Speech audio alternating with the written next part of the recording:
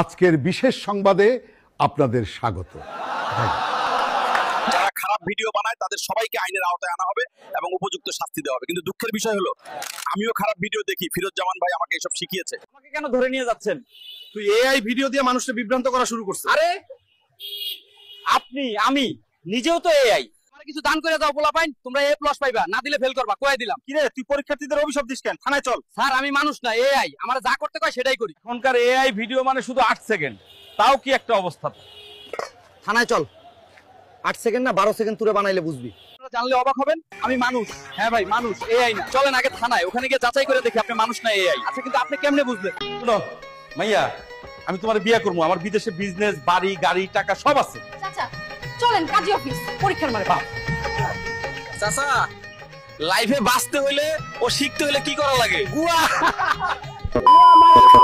আমি এআই দিয়ে ভুল ভিডিও বানিয়েছিলাম, এখন জেলের খাবার খাচ্ছি। আপনারা যখন তখন যেভাবে এআই ভিডিও খারাপ কাজে ব্যবহার করবেন না, এটা আপনাদের কাছে আমার অনুরোধ, আমি একজন আর্টিফিশিয়াল ইন্টেলিজেন্স হিসাবে। ধন্যবাদ।